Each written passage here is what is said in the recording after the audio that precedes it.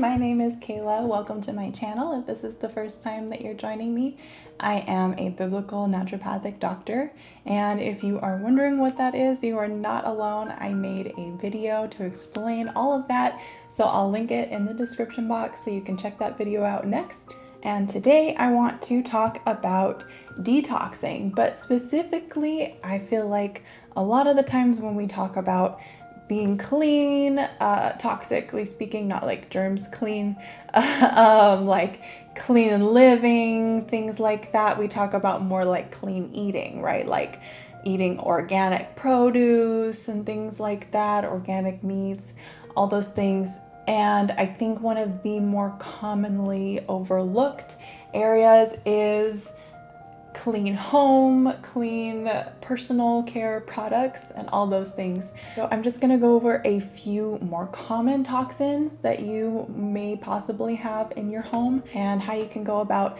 swapping those out for clean alternatives and really seeing a huge improvement in your health. I personally swapped out all of my products maybe like 5 years ago. And honestly, it's been like night and day, especially for like my PCOS and any hormone imbalances. It's really been helpful. It's really helped my brain fog and a lot of the other sensitivities that I was having. So it's definitely worth it, and you're definitely not alone. According to a study by the Environmental Working Group, they found that the average American woman has about like 12 personal care products that she uses. I feel like that's kind of a conservative number because it's not including like the dish soap and the laundry detergent. It's mostly just like the soap and shampoo and makeup. So if she has about 12 personal care products that she's using, she is being exposed to about 168 different known toxins. And for men, of course, they don't use maybe quite as many personal care products, maybe about 6 on average, and they're exposed to about 85 chemicals. So this is why women especially have a lot more of hormonal issues than men, but I think it's maybe also kind of underlying in men, and so it's still very important for everybody to be detoxing. And speaking of women, I feel like that's a whole separate video just to talk about women's personal care products and makeup, so I'll probably do a whole separate video on that. I just want to focus on the general kind of everyday household items that you might have. And all of these products that have toxins in them are labeled as safe, and that's why they're able to be easily marketed to everybody. And the reason why they're considered safe is because in very small amounts in these soaps and shampoos and things, your body is able to filter them out. Yes, absolutely. But that's not taking into the account that if you have a little bit in your soap and a little bit in your shampoo and a little bit in your toothpaste and a little bit in this, and then you multiply all of those toxins by every single day that you use it, and then you multiply it by all the different years that you use it, and the average American lives to be like 70 or 80, I think. I can't remember the exact number, but if you multiply that by, let's say, just 70 years, that's a lot of toxins added up.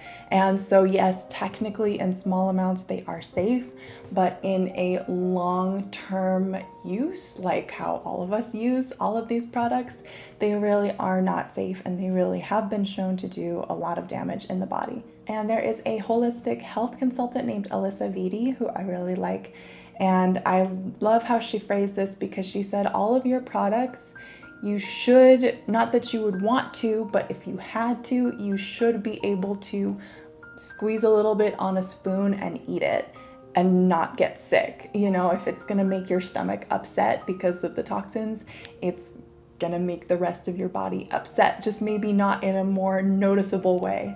Because our skin is one of the biggest, or is the biggest organ in our body. It is so absorbent, especially like your lips and other sensitive areas like your reproductive areas are very highly absorbent.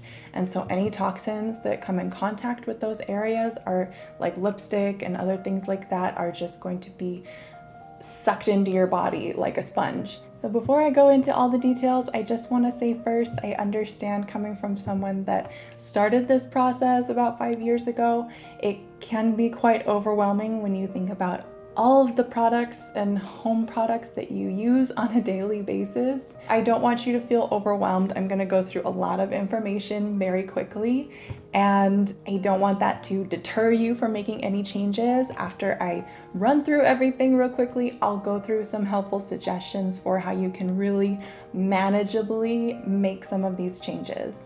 So stick with it. I promise it's not as challenging as it may seem upfront. I'll just start with listing maybe some of the most common toxins that you will find in your products. So if you want to go through each thing, I know it may be a little bit time consuming, but just to look through the ingredients list and see if you can find any of these toxins in any of your products and just take a look. And there's a lot of different toxins that I'm going to list, so don't worry about taking notes or anything. I'll link just a list and everything in the description box so you don't have to go grab a pen.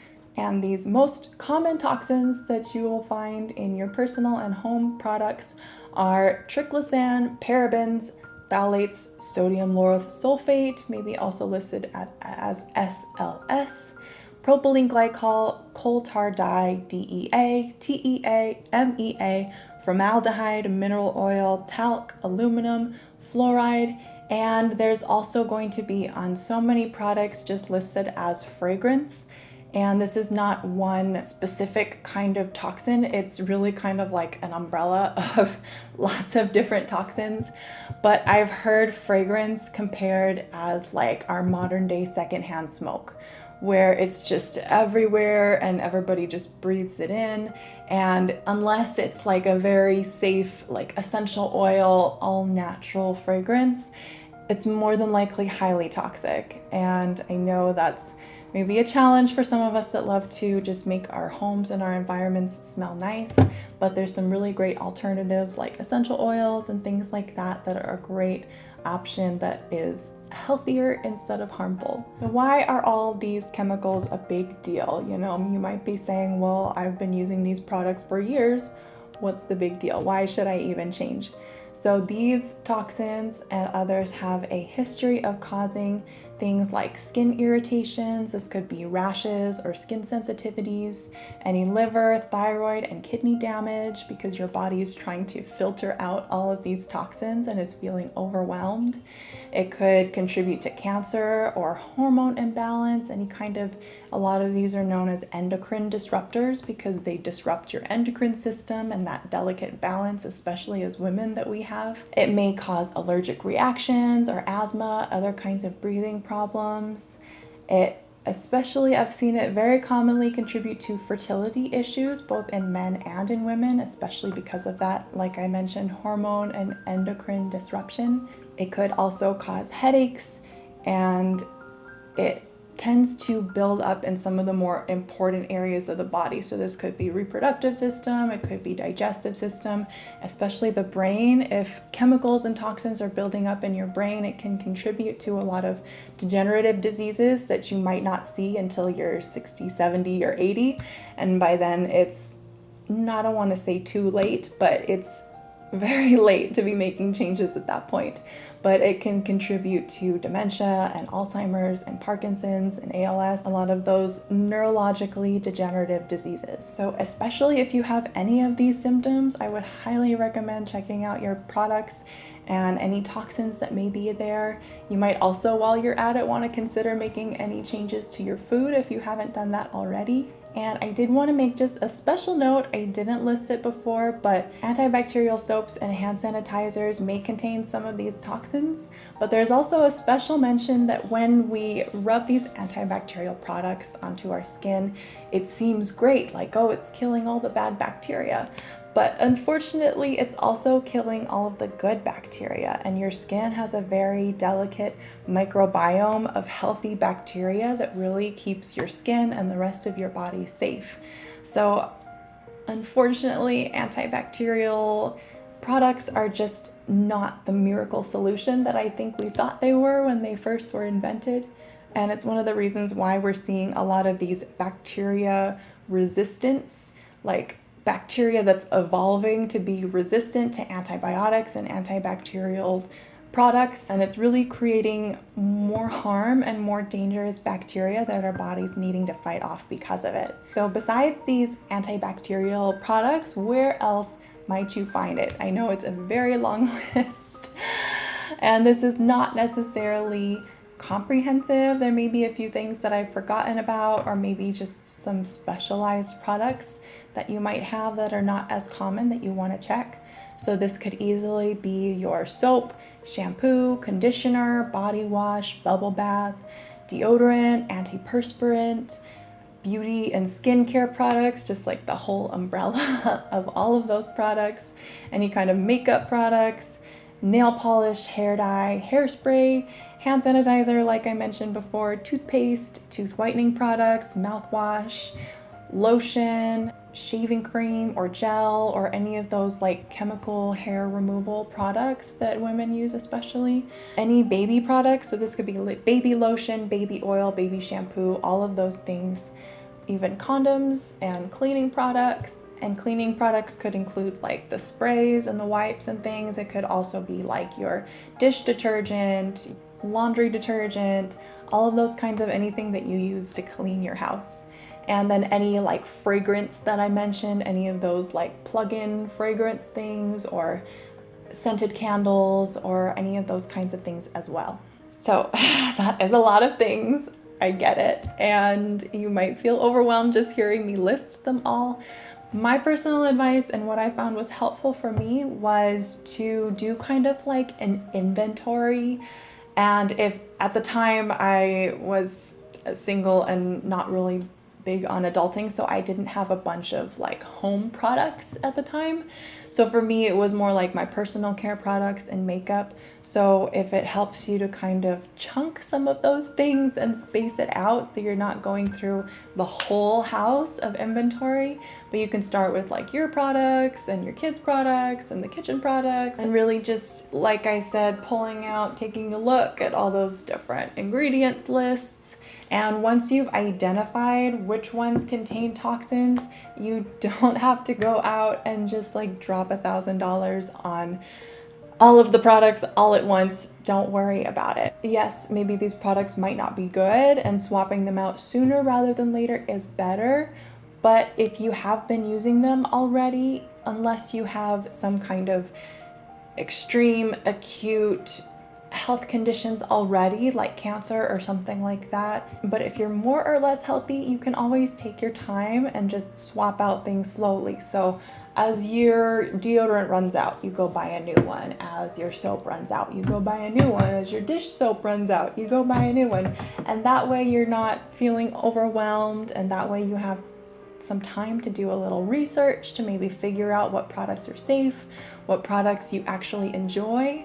I feel like the most challenging one for me, for some reason, was like the liquid foundation. I tried like 3 or 4 different brands, and I couldn't quite get the look and the shine and the texture that I really wanted. Some of them were a little greasier and things, so it may take a little bit of trial and error for some of them. Some of the ones, like, I don't know, like dish soap, you might not care about quite as much.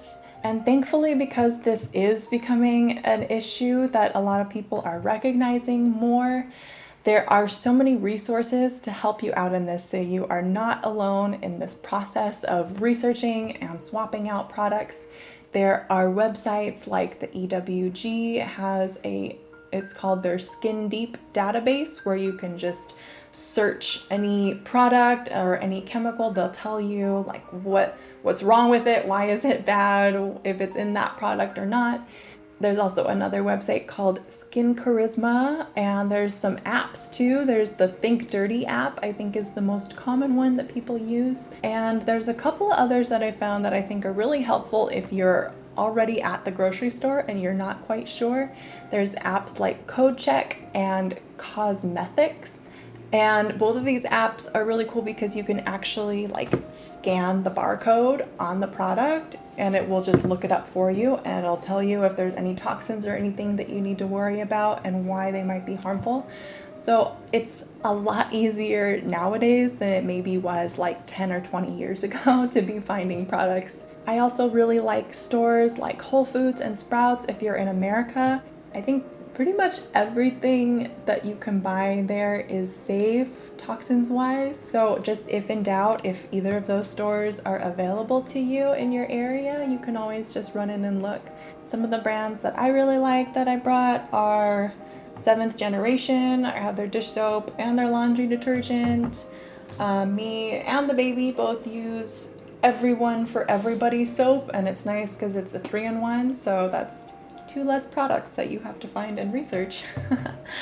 Nubian Heritage I really like because during like the height of COVID, when I was working in skilled nursing and I had to wash my hands a billion times a day and my hands were so dry and cracked, this was the only thing that really helped and saved my life. What else? Himalayan Botanic toothpaste, Smarty Pits deodorant, which I just found out about. I know a lot of deodorants that are natural are kind of have the stereotype as not working very well. And yes, this is kind of true, unfortunately. I've tried a lot of different deodorants with mixed results, but this one is actually quite effective. They even have a super strength one, which I use, but if you're a little more sensitive to baking soda, they also have a sensitive version. By the way, I'm not making any money off of any of these products. I'm not an affiliate for any of these companies. I just wanted to show you that it's possible to have all clean products in your home. It may take a little while, but it's definitely doable. Like I said, it may take a little experimentation and a little bit of trial and error. And if you start looking at these products and you start realizing, wait a second, some of these are way more expensive than what I used to buy. I could go to the 99-cent store and pick up a bunch of other things that I usually get. Yes, that is true. A lot of these products are more expensive than the conventional kind.